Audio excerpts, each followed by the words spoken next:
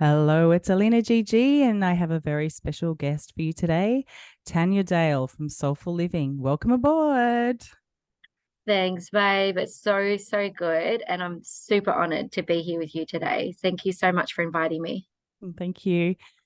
Oh, and we were just diving straight in, and this often happens. Like we have these juicy conversations. I'm like, I've got to hit record, pause, pause, pause. Okay. So where do we start? Oh, love it. So we're talking about womb healing. We're talking about the sisterhood. You actually, I had a womb healing with you about a week or so ago, and then had the yoni steam yesterday. And then, I'm obviously sitting with what's coming up for me. And you were just talking me through some things that were coming up for me. And I just said, you know what? I want to share this. I want to share this with a listener. I want to be vulnerable. I don't care if I cry. So we're going to just get real. I Yeah. love being real. Thank you for letting me be real with you. Awesome. So, okay, I want to let you take the lead now. So, okay, so you do this work, and you said the other day like it stemmed from some health challenges that you were overcoming. That's what drew you to womb healing. Is that right?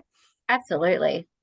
And once I started following the breadcrumbs of like what was going on within me, so much more opened up and everything just felt like it all connected. So it isn't just one way. There's so much connected. But because so a little bit about me as I've been doing I think I got invited to my first women's 4-day immersion workshop where we went through games and processes to actually discover who we are, our identity, all of that. And I felt like and this was about 10 years ago, and I felt like I got turned inside out, back to front, thrown back out into the world. And I was like, whoa, okay, holy crap. I just feel like I completely got it. But being in the world of that I'd left only 4 days prior, nothing else had changed.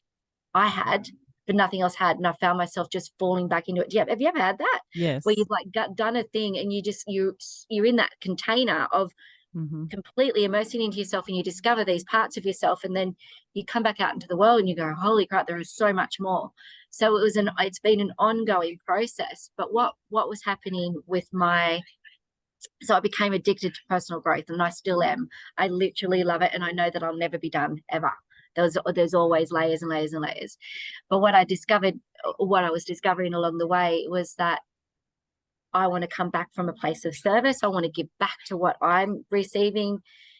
And then my physical stuff that was happening, which was to do with my cycle and my seasons and my bleed, they were literally out of control and taking me out every single month. Like, just I was depleted in iron. I was in pain every single month. And my mum kept saying to me, you need to go have a hysterectomy. And she'd say that because that's all she knew, because she'd had one. My grandmother had one. No, I just was being led to believe that, well, of course, I'm going to go down that same path. And something in me, and I didn't know anything about my womb or anything. I didn't even know that my uterus was my womb. Like, that's how much I did not know. And I just went, okay, I feel like it's there for a reason, Mum, and I don't want to just go and get it ripped out. There's got to be more to this. So I followed the breadcrumbs, and I came across the womb work. And once I started doing and that was so internal.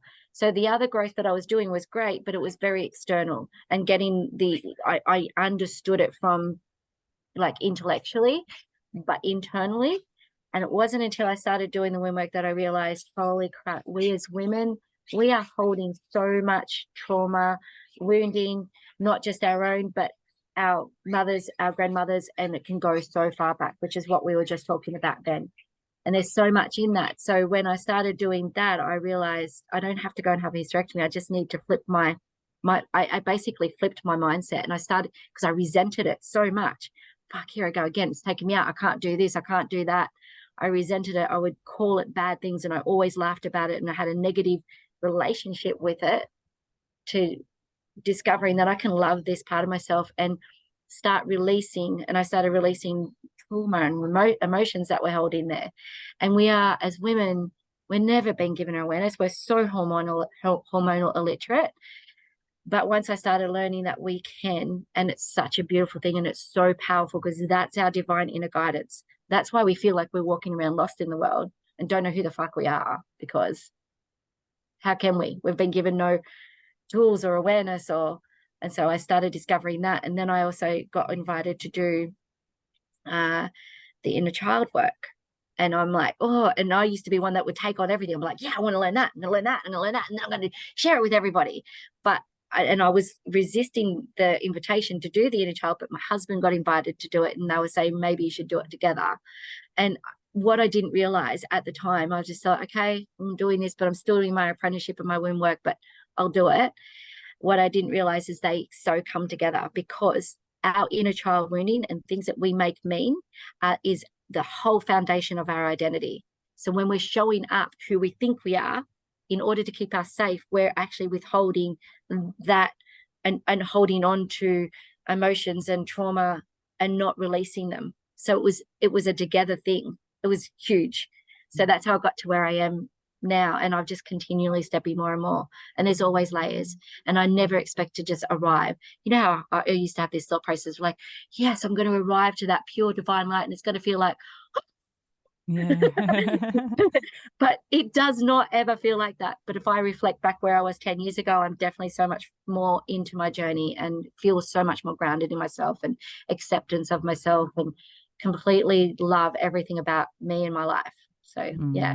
That really comes across. And I feel like that's what draws people into you. Because the first time I met you through a mutual friend, it was like, oh yeah, your energy. And I just felt that connection, that intimacy. And then it was like, oh, you do womb healing, and then I was like, okay, I'm totally going to have one with you. Like I already knew just that first time that I met you, I was like, okay, this is happening. And this is like, yeah, this is the energy. This is plugging into that deeper wisdom in our bodies. And, you know, we can try and do a lot of it on our own. And there's all these resources out there. And it's like, well, sometimes it's nice to be held in that space and to be guided and like, yeah, I don't believe life is about doing it all on our own. I feel like we're interconnected. We're beings who are craving this connection with other beings, and we're here to help each other, you know, in our friendships, in our sisterhood, in our family, in our relationships, you know. So yeah, I feel like that's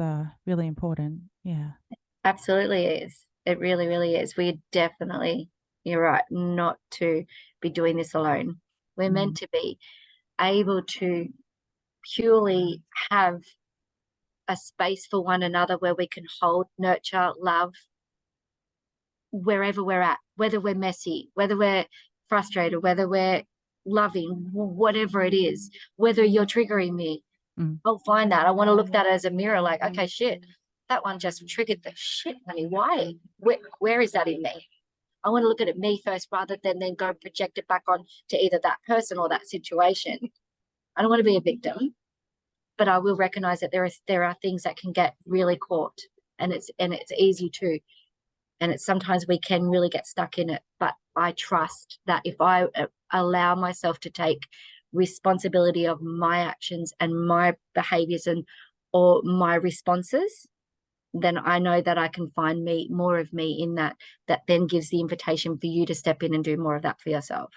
And what I've noticed lately with inner child healing is like it helps us identify our boundaries, and then we can start to speak up and ask for those needs to be met. And, you know, that's a whole piece in itself, isn't it? Like, oh, absolutely it is. And I know that's not probably where we are going to go today. I'm more than happy to do like another one of these, but it's all interconnected. But if we want to keep it in around the womb, yeah, I feel like as women, it is the most important, because like I literally cringe when I hear a mother say, oh, my daughter just got a period, poor thing, I couldn't think of anything worse. I cringe because I think, no, she needs to be celebrated because she's stepping into womanhood. And holy crap, when we honor that part of ourselves, so powerful. So powerful. Yeah, definitely. And then the wisdom of the womb and listening to that, it really is in the body, isn't it? And it's very subtle, and it's not in the mind. And I feel like there's a womb heart connection. And if we sit with her, then she will speak to us and we will feel her, but she needs to feel safe to open, right?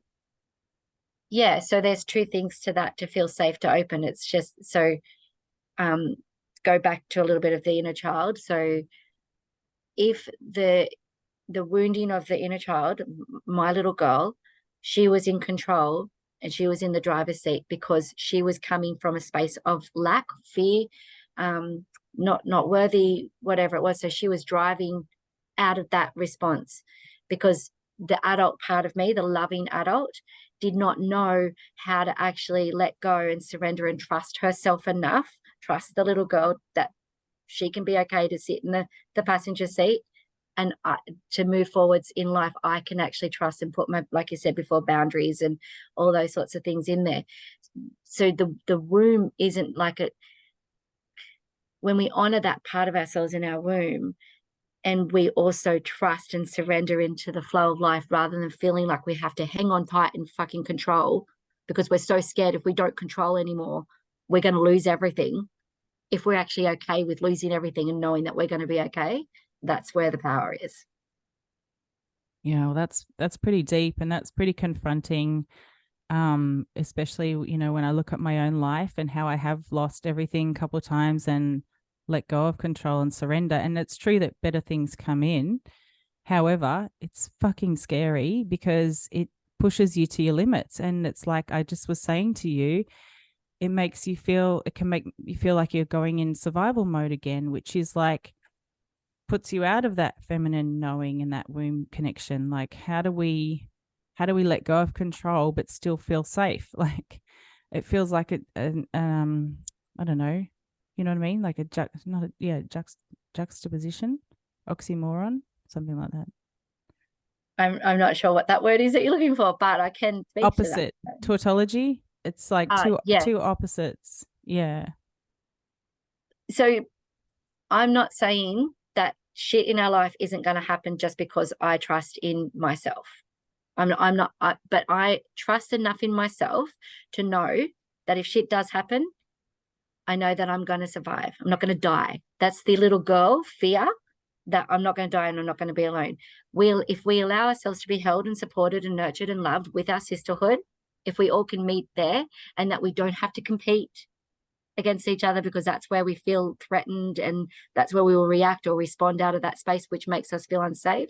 So when the stuff is happening and you say, I don't want to go back into survival mode, you don't have to, because if you think of it like you have a daughter. Two. Yeah. So you think of her and you're her mum, you're her loving adult. So if you think of that as yourself, how are you lovingly holding yourself in that beautiful, loving space rather than going into the fear of what the little girl would? So we need to be our own loving adult to ourselves to go, it's okay. I can see and feel that there is so much shit going on right now, but hey, I've got you. We're okay.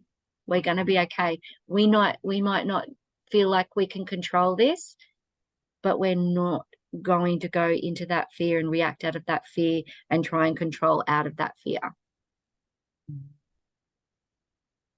And do you think a lot of the fear is just our nervous system and trauma stuck in the nervous system and the body that needs to just release? Totally. Absolutely. Because we've not been taught how to release that. You watch a 2-year-old or a 1-year-old, and when they're feeling whatever emotion they're feeling, they don't care that they're in the middle of a coffee shop or the shopping center.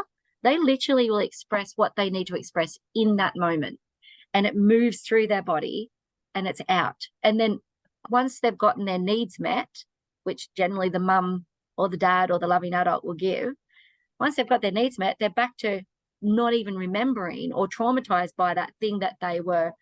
But we hold on to so much, it becomes like a stagnant energy. The emotions get stuck in our body, which then creates the challenges with our within our womb space, within our cycles, puts our bleeds all over the place, makes them painful, makes them heavy. Our bodies tells us so much. And so an analogy I can give as an example of being able to allow the emotion to move through, like we were talking earlier, you said, I feel like I just need to move. Like that, I feel like I can't breathe at the moment. I need to move. Movement and breath is everything. So if you think of a because we're primal, we're all primal. You think of an antelope being chased by a lion. He's running for his life, absolutely scared shitless, running for his life. And if he's lucky enough, he gets away. He outruns the lion. But what happens then, once he knows that he's safe, he literally will drop to the ground and he will shake. And it's his body literally shaking out the trauma and the fear. And it might go, depending on how long he's been running for, it might go for a day or whatever. But then once it's out, he literally gets up and he walks on like nothing. He's not looking behind him, looking for that lion, treading lightly, not living life to go, shit, I better watch out for that lion. He's like, it's all out. I'm okay. I'm good, and keep moving forwards. So if we don't hold that trauma in our bodies, we don't come from that fearful space as often. Yeah. That's really powerful. Yeah. So I guess a lot of healing modalities and therapy and psychology, there's a lot of rehashing of story and there's a lot of going over it, which can actually solidify it even more in the body. Would you agree with that? Mm-hmm. Yeah. Absolutely. Because the story is who we identify ourselves as, which is what we made mean when we were little, because we didn't have the capacity to hold that emotion. So we had to make it mean something. So for me, as an example, when I was 3 years old, I woke up in the house and my mum and dad weren't there. And when they weren't, that was the first time that I felt scared and unsafe. So I ended up, long story short, I ended up being able to, there's some people that helped me and find my parents where they were, but that the trauma was already there. So in that moment, I made mean that if I have to do everything I can to hold on to people, to make sure they're not going to leave me, because I'm too scared to ever feel that feeling again. I've been alone because I thought I was going to die. But I was 3 years old and I couldn't hold that emotion and let that move through. So as a loving adult, to understand that part of myself and to see how that played out in my life and how it didn't work. It didn't work out. I played my own win-lose game. I was like proving to myself that I wasn't worthy of them hanging on to. So of course they're going to leave me.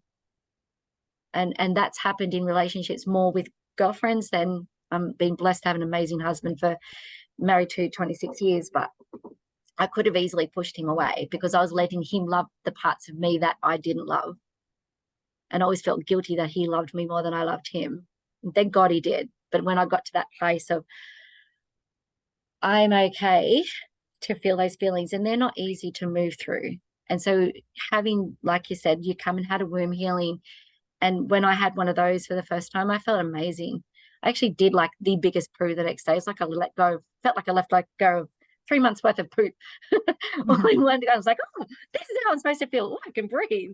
But then you start seeing and feeling these emotions that we've been suppressing for a long time, which is why I also offer the mentoring part of it. So it can just meet you where you're at. Go, hey, what's going on for you this week? What come up for you? And you become like the observer of yourself. Yeah. Yeah, it's interesting because a lot of it would be subconscious or like down in there that's been like, yeah, because it's like life gets busy and, you know, if there's not the space and time to consciously like connect with it and go, okay, well, I guess it is coming up for me like my identity, right? So really, who am I and what am I doing? And like parts of me are clear and I'm on purpose and I'm doing it, like the podcast and things like that. And then there's other parts I'm like, perhaps I could open to change. Perhaps I could, you know, there is a fuller version of me, a more joyful, loving, happy, open, connected version of me that's still in here wanting to break free and come out, right? Well, yeah. What do you think that stops you from that? The scared little girl, for sure. 100%. Like, and yeah, because so many times, you know, attacked, bullied, torn down, abused from like, you know, a couple of boyfriends, like, you know, before I got married, like that were just, you know, I went through all that, like, you know, when you've been treated like shit and then you just keep loving people, hoping they're going to change. And then, you know, it doesn't work that way. No, it doesn't. So that when you talk about that's the little girl, like, of course, that when you are out there just trying to love everybody and really what she's really hoping for underneath all of that is that somebody will love her back just as much. She's Mm, loving everybody else in the hopes that somebody will just save her and love her mm, and accept her, yet she is not going to get that from outside of herself. She's only going to get that from inside of herself. So mm, until you fully, fully love and accept who you truly are, and and feel safe in yourself that you can put those boundaries in and you can step forwards and be all of you without the fear of how is it going to be received? Am I going to be judged? Am I going to be torn down? Am I going to be competed against? Am I going to trigger someone? If you can just trust that even if you do, that's none of your business. You can keep being your beautiful, shiny self. mm. Yeah. Yeah. That sounds good. I can really feel you're deep in thought now. Like, so tell me, okay, do you want to go there? Do you want to Yeah, let's go, go there. what Yeah. what is coming up for you right now? Mm. I feel like I go up and down. So sometimes I feel good and I open up to more joy and I feel free and I'm really like most of the time I'm actually living my best life for sure. I feel that. Um but yeah, there's a deeper layer I want to connect with. There's like I want to live at that next level of like having impact, feeling like what I'm doing is actually having any positive impact on anyone, to be honest. Like, okay, so what? A few people might listen to this or watch this. Does it really make a difference? Does it matter? If I just stopped, would anyone really care? Seriously, I don't know. I don't know. And then it's like probably my ego, right? Like my ego is like trying to, yeah, I feel like I thought I was coming more from my soul with what I do and how I live my life. But then I feel like as I'm observing myself and I'm going about my day, I think I'm probably a bit more led by ego than I was thinking. So now I'm like, oh, well, I don't want to beat myself up for like going, oh, I'm actually still a bit living my life from ego. So I think, yeah, I don't, yeah, I don't want to be too hard on myself because then I start to focus on all the shit I'm not doing right and how, like with business and everything, there's so many things you got to do to like get it all happening. And then, yeah, there's part of me that goes, well, I know that I've got these really special, unique gifts inside, and a lot of them are in the feminine and intuitive and like connecting, getting downloads and spiritual gifts and all of that. So it's like, I guess, stepping into that side of me, but integrating the it all so I can stand in my power whilst channeling, whilst, being full power and Yeah. enjoying the journey. Yeah. And feeling Yeah. safe. Yeah. Feeling safe to be full power, I think is my intention. Yeah, we are as a feminine. Oh my God, are we so afraid of power? Far out. Like, I recognize and face that one on a daily basis, babe. Like, it's never going to go away. When you talk about ego, my question to you would be, you say, I feel like I'm doing all the right things. I'm on purpose. I'm coming from a place of service. What if, when you say back to me, what if nobody's listening? Like, does it really matter?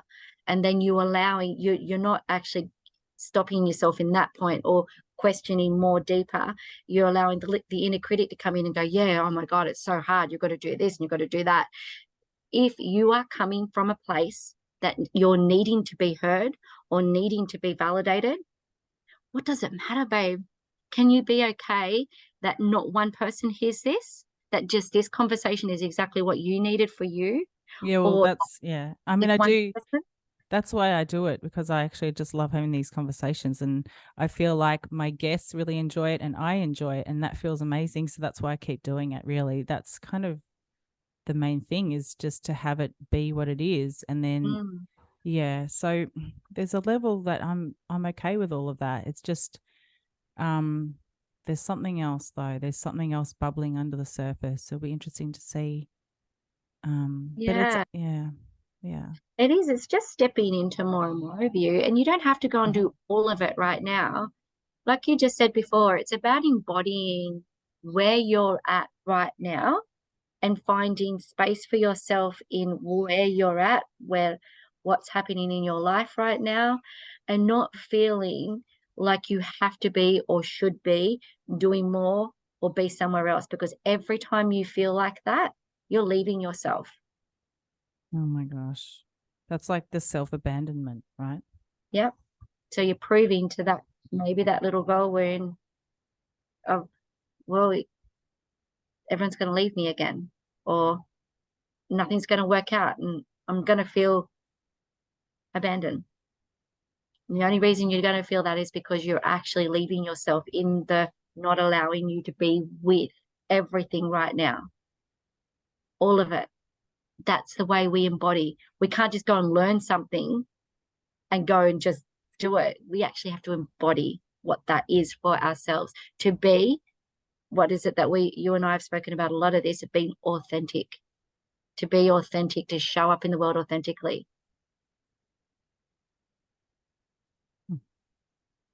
Yeah, that's a big mic drop right there. I don't know if anyone is, I'm 48, right? So there used to be this show that I used to watch when I was younger called Ally McBeal.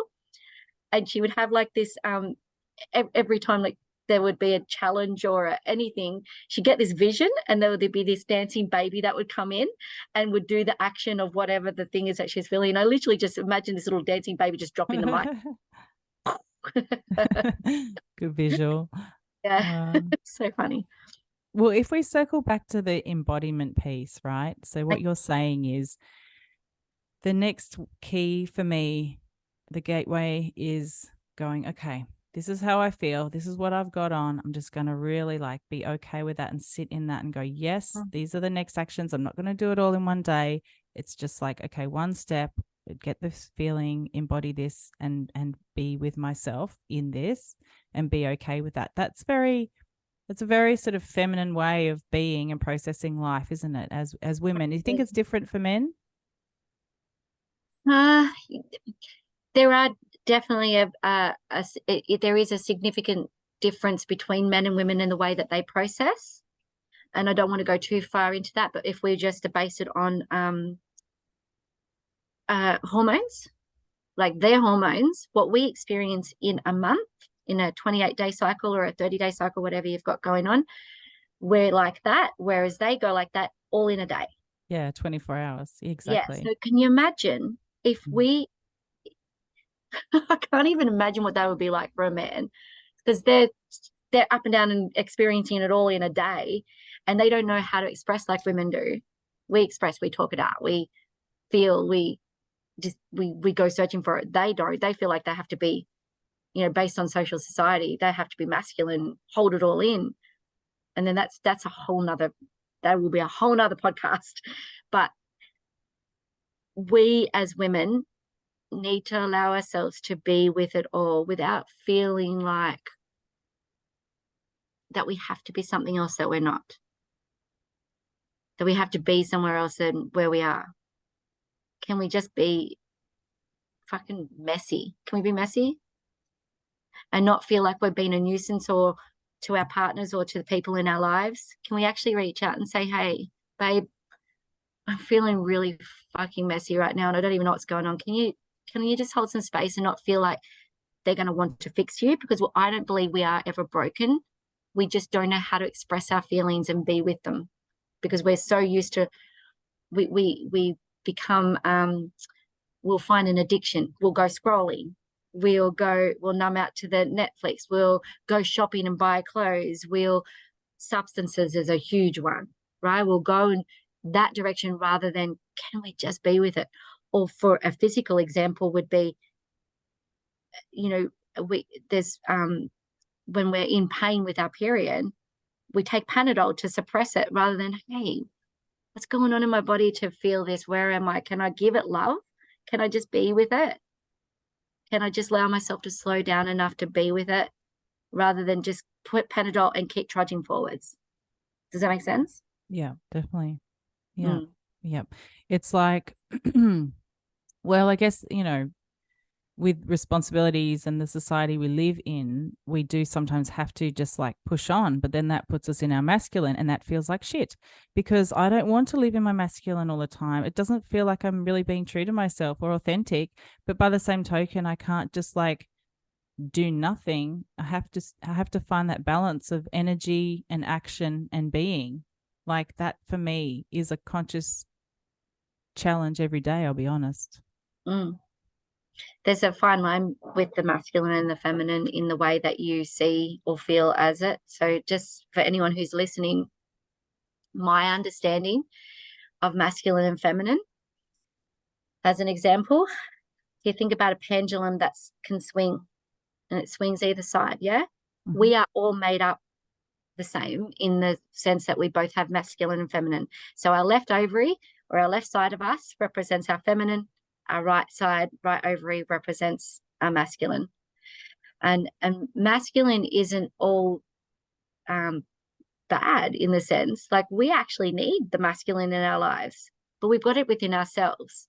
So once upon a time, before I understood who I was, my identity, where I was, how I was showing up in life, I was in control all the time. I had to be. To survive, I had to control. Otherwise, I was going to be left alone or I was going to die. That's my unconscious feeling. So I was controlling everything all the time. That's freaking exhausting to try and do that and hold all of that and do that all the time.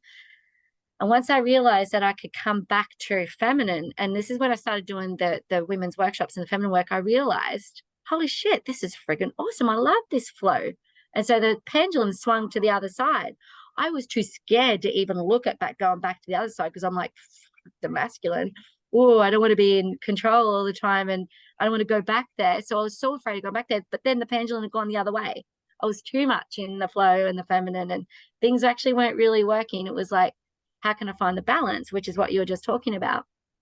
So it's about masculine being able to do the things that we need to do, but we do it with not from a place of control or lack or not trusting. Does that make sense? Yes, well said. Yeah. So the opposite of control and lack, and what was the other bit? Oh, that energy. Let's just say, what's the opposite of control and lack? And because that's what we want. Yeah, well, we want surrender, flow. Yeah. So if we can infuse those things, instead of it coming from a lack or control, which is coming from a fear space of not being able to survive if I don't do that, you're not coming from that space anymore. You're coming from a trust, flowy space, but you're still able to bring your masculine in to hold yourself and move through and do the things that we need to do to actually live our life. Beautiful. Yeah. Okay, I'm going to drop that awareness in. And yeah, that's really great. So I did not know where this was going to lead us, right? I know. Like, I love it. Yeah, it's great. It is. It really, I freaking love these conversations because nothing's written down. I don't have a thing. Like there's no structure in this, right? There's a frame. There you go. There's another example for masculine and feminine. Have a frame, right, of where we're going in life. We've got a frame of life. Like, yeah, but can you be okay in the trust of how we get to there, not believing that we have to control how we get there? Yeah. Because as an example, like when I just ran my first retreat, I couldn't bring myself to putting a full structured schedule in because that's not feminine enough for me. But I needed something. I can't just go in and be all floppy and flowy and go, it's all going to be okay. I still needed to have, and where I say a frame, maybe like an intention setting. Yeah. So the intention was that this is the desire that I have, not a want or a need, just a desire. And I trust that we will be able to flow through however it needs to in the moment. That way, then I can meet them where they're at.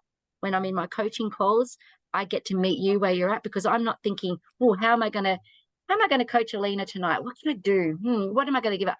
Can't do that. I have to be able to meet you where you're at. In order for that, I have to trust that we will find that together. because I'm not going to be the one that give you all the things. We're going to discover that together. Yeah, great. Yeah, that does make sense to me. Having an intention, having an outline, some key indicators of how we're tracking, where we're going, and then surrender within that, and then being open to possibilities as they drop in. Yeah. Yeah, love magic and miracles. Totally. Oh my God. So much happens when you just trust that bit. It is phenomenal. And it takes courage to be able to do that. I get that. I'm not dissing any of it, and I'm not dissing the way that, like, every single person is different. Their lives are different.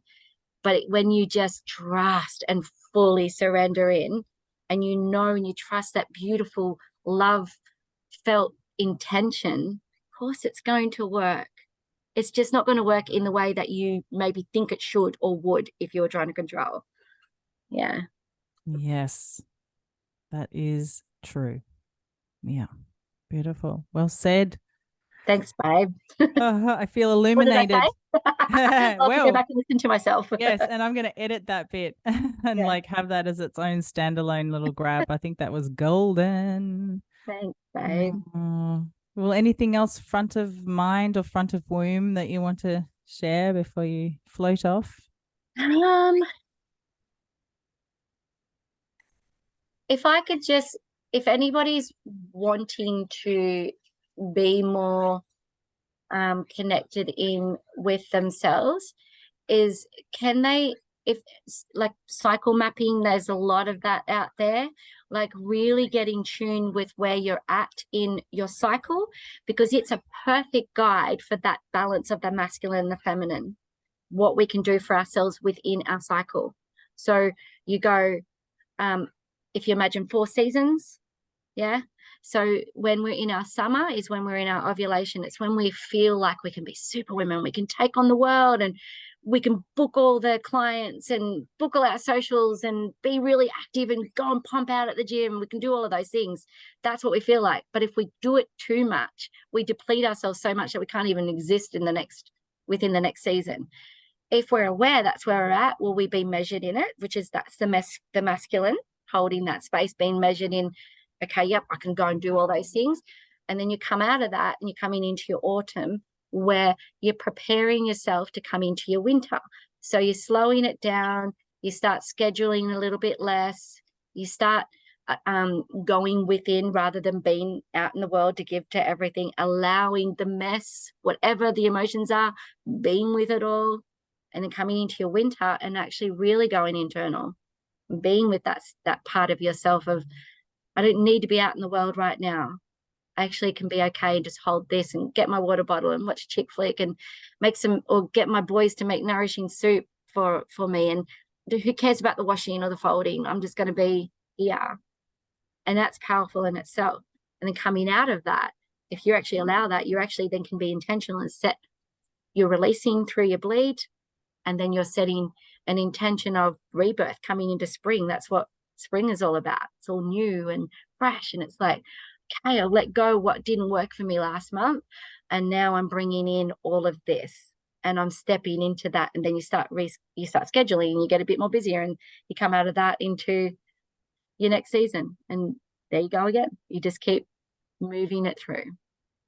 So I hope that does really make sense to people. That's what I would say, finishing off with that. And just really trusting, just keep finding that trust. And you said at the beginning, it's all heart and womb space.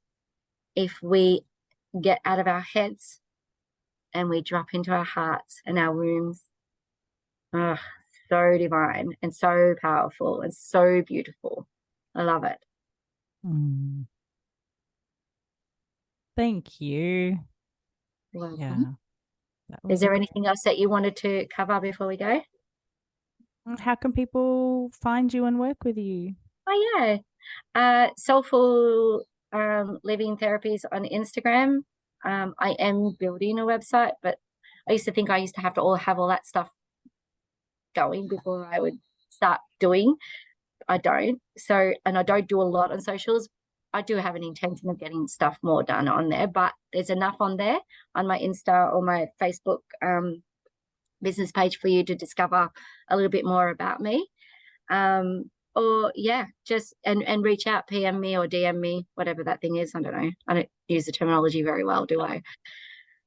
I love in person. I love people to watch whatever or feel this, and if it feels right for them, just to reach out either through you or through me.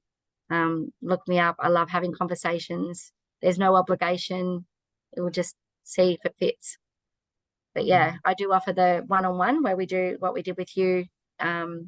I'm sort of narrowing that down a little. I'm only taking on not as many clients one-on-one, more working with, because you, as you're discovering, more opens up, right, after you have a one-on-one session. So I'm offering a 12-week program where that's included at the beginning and one is included at the end. But if it's distance, I can also do distance beginning and ends as well. And then we just meet up every week for 12 weeks and we have curious conversations about where you're at. Beautiful. Yeah.